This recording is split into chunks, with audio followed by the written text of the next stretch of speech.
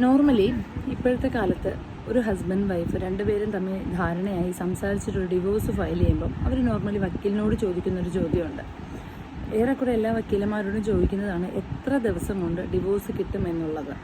അപ്പം അത്തരം സാഹചര്യങ്ങളിൽ ഒരു സംശയ നിവാരണമാണ് നമ്മളിപ്പോൾ ഡിവോഴ്സ് ഫയൽ ചെയ്ത് കഴിഞ്ഞാൽ 6 മാസത്തെ ഗ്യാപ്പിട്ടായിരിക്കും നമുക്ക് ഡേറ്റ് കിട്ടുന്നത്. 6 മാസത്തെ ഡേറ്റിനകത്ത് ശേഷം നമുക്ക് മീഡിയേഷൻ, കൗൺസിലിംഗ് മുതലായ സംഭവങ്ങളൊക്കെ നടക്കും. അതിലും ശരിയാകില്ല എന്ന് കണ്ടു കഴിഞ്ഞാൽ നമുക്ക് ജഡ്ജ്മെൻറ്റ് കിട്ടും. ഇൻ ബിറ്റ്വീൻ ഈ 6 മാസം വരെ കാക്കാൻ പറ്റത്തില്ല. നമുക്ക് മറ്റൊരു കല്യാണം വന്നു, അല്ലെങ്കിൽ നമുക്ക് വിദേശത്ത് ജോലിക്ക് പോകണം, നാട്ടിൽ നിൽക്കാൻ പറ്റത്തില്ല. അങ്ങനത്തെ സാഹചര്യങ്ങളിൽ നമുക്കിപ്പോൾ ജോലിയാണ്, ഗൾഫിൽ ജോലിക്ക് പോകണം അല്ലെങ്കിൽ ഔട്ട് ഓഫ് സ്റ്റേറ്റ് ജോലിക്ക് പോകണം എന്നുണ്ടെങ്കിൽ ആ കാര്യങ്ങൾ പറഞ്ഞ് കണ്ടീഷൻ പറഞ്ഞിട്ട് നമ്മൾ അതിൻ്റെ എവിഡൻസ് കോടതി ഹാജരാക്കി നമുക്ക് വേവ് ചെയ്ത് കിട്ടും. കുറച്ചും കൂടെ മുന്നോട്ടുള്ളൊരു ഡേറ്റ് കിട്ടും. നെക്സ്റ്റ് സ്റ്റെപ്പ് എന്ന് പറഞ്ഞാൽ നമുക്കിപ്പോൾ മറ്റൊരു കല്യാണമായിരിക്കുകയാണ്. ആ കല്യാണക്കുറിയോ കാര്യങ്ങളോ കോടതിയിൽ എവിഡൻസ് ആയിട്ട് നമ്മൾ ഹാജരാക്കണം.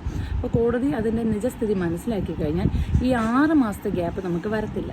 അതിന് മുന്നേ തന്നെ നമുക്കതിൻ്റെ ഒരു ഡേറ്റ് കിട്ടി ജഡ്ജ്മെൻറ്റും കയ്യിൽ കിട്ടും. Thank you.